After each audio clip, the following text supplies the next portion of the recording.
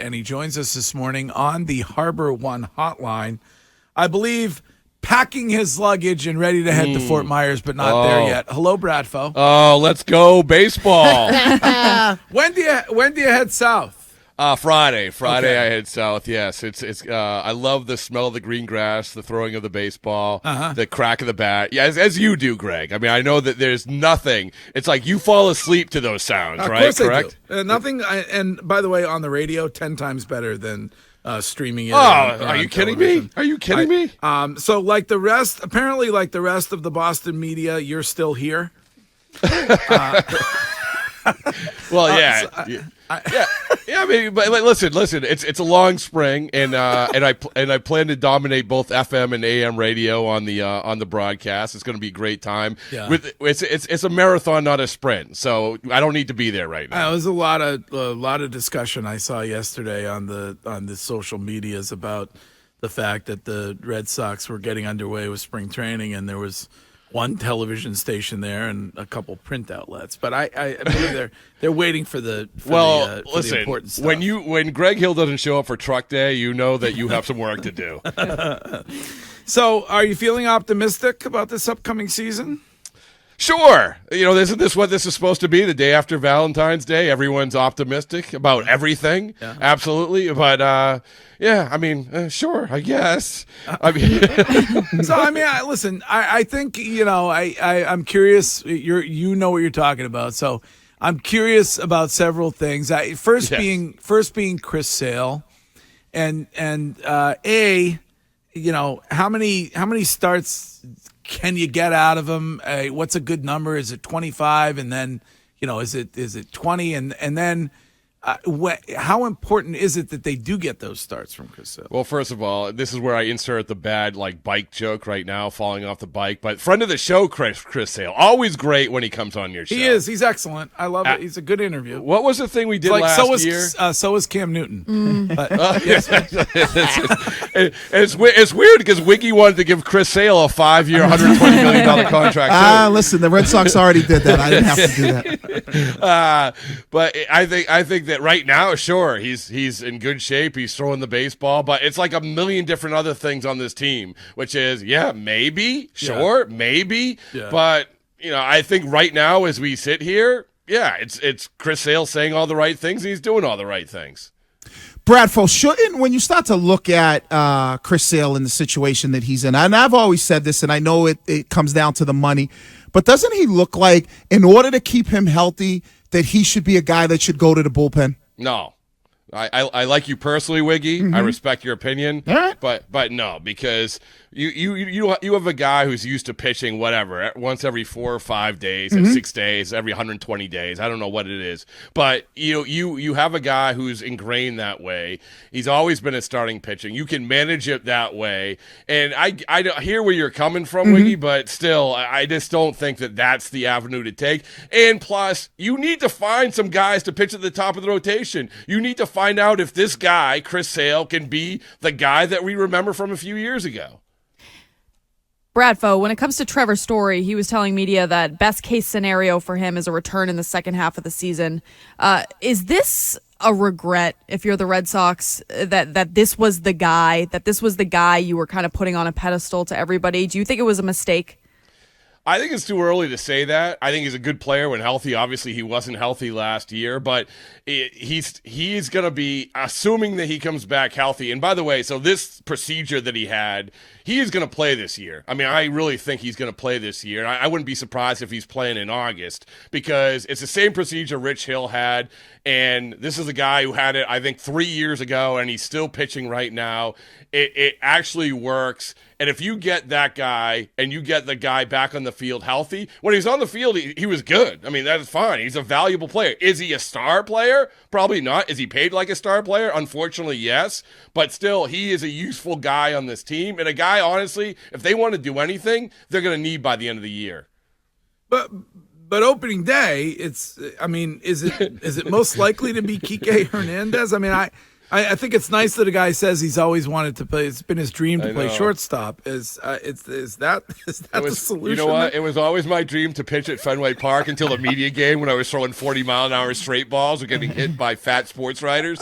But I think that Kike is defensively, he's great. He's absolutely great. I think no matter where he plays, he's going to be great. Shortstop, second base, center field.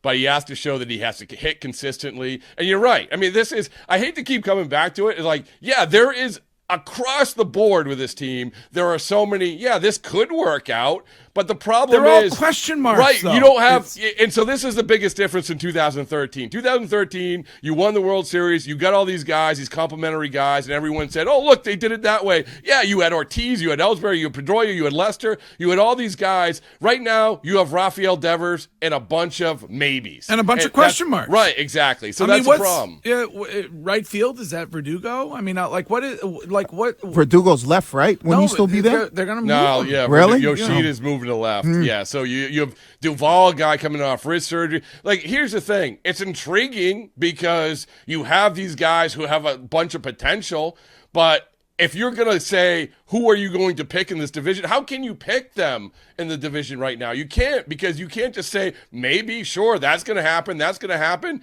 but it is sort of intriguing where a lot of these guys will land. I mean, I guess there's that. Bradford, when you talk about potential, right, and you start to look at the roster, isn't the most important part of it is the pitching potential? And I remove Chris Sale because I think that, if you're expecting him to do anything, you're smoking some good stuff. But when you start to look at guys like Brian Bayo and you start to, whether it's a Tanner Hawk situation, aren't sure what are the expectations for those guys? And aren't those the ones that really determine how far this team goes? Because isn't it really about pitching more so than hitting? Yeah, I think it's across the board. And by the way, Tanner Hawk, is he related to Tony Hawk? No? Yep, they love the half pipe. They love the half pipe. I love it. They, like me, they love the flat brim hats. Oh, don't you know we have the fourth best accent in the world with Spot? Thank you. He can always blame it on the boss. And Wiki loves the full pipe. Stop tape. So really, I think that, once again, you have a rotation, which is you have Sale, you have Whitlock, you have Bayo, you have Pivetta, you have Paxton. All right, great. There is potential there, but there was potential back in 2015 when John Farrell got up there and said we have 5 aces, and that didn't work out. So you have the. I think undeniably the bullpen is going to be better. That's the one thing that we say. Yes, the bullpen is going to be better. You have the very tall Kenley Jansen, assuming that he can pitch faster than he ever has pitched before, thanks to the pitch clock. But you have a better bullpen. That we know. Everything else it's going to be an interesting spring training to figure out like who is actually going to emerge. Well, yeah, I feel like you're getting what the Bloom philosophy is, which is you have one superstar and then you have a bunch of question marks. So but here's the problem: is that you can do that in Tampa when you have this wave of prospects coming up, one arm after another, after another, after another. You don't have that here. You need to pay for some certainty at some point. You need to get some certainty at some point, and right now they don't have that certainty. So, Bradfo, Bayo, the prospects you've mentioned were not selected by Chaim Bloom. The Baseball America, I think, the Keith Law, which I read, every year. I can't wait for that. You do. I know you do. Keith is just he's a revelation. It's a segment on Saturdays, isn't it now? Every day. I mean, every Saturday morning, Ken and I talk about it during breaks, not on the air. But 26th in baseball, I believe, is what the Red Sox farm system was. What has Chaim Bloom done to prove he's any good at this? Well, this is the make or break year. He hasn't proven that he's good at it. I mean, he's proven that there's some parts of it that show some hope. You look at back in 2021, what they did there. I mean, you got to give him some credit for that. But everything is based on these guys coming up. Everything is based on, I hate to say it, put it on one guy, but Marcelo Meyer is such an important part of this, and that was Chaim Bloom's star. That was the guy who was going to be the foundation guy. The reason Bogarts isn't here. Right. Well, a big reason, right? And he, unfortunately for him, they will never say this, but everything revolves around this guy, or a lot revolves around this guy. And so when you come back to the Bloom conversation, this year, Chris, is absolutely make or break. Now, I don't think it's make or break in the eyes of John Henry and Tom Werner for Chaim Bloom, but in terms of the perception of how Chaim Bloom wants to do things, this is the year where either you do it right, either it works the right way, or it doesn't. One thing he's good at is talking over a cacophony of boos. And saying bets. Bets. Yes, yeah. All right. Curtis, you should bring up your lead this morning. Oh, yeah. Let's go. So you and Drellick are obviously your bigger rivals these days than Red Sox and Yankees. Oh, my goodness. So this book, your first grade hire, Ken Laird, and I disagree strongly about, where basically, from my perspective, it further taints the 2018 title. I don't know how you can read what's been excerpted. I haven't read the full book. Shaughnessy has a part today from page 277 where the Red Sox were the best team in the history of the World Series at knowing what pitches were coming since 1903. 236 pennant winners. The Red Sox were the best. How can Alex Cora continue to sort of answer the questions that he has in a very defensive way, bringing up his family, and how has this in any way tainted your view of the 2018 season? First of all, I will give you $5 if you read that entire book, Curtis. I mean, it's like you read it. You can't get through a Drellick article, never mind a book. I had flashbacks. Is there an audio? Is there an audio version? Like you won't even be able to get through that. So maybe David Ortiz could do an audio version. Listen, this is all precursor to the Joe Kelly book. Anyway, so what I would say to this is that you go back to 2018 and you just ask, like, how did Alex Cora survive this? It's easy. You just keep doing what you do because, like it or not, it was, 5 years ago. And it's fine to bring up now, and I think Evan did a good job of sort of reporting on the story and surfacing this stuff. But still, it is a very real game plan for Alex Cora. This is going to come and it's going to go. The season's going to begin, and you can say what you want about 2018 or 2017.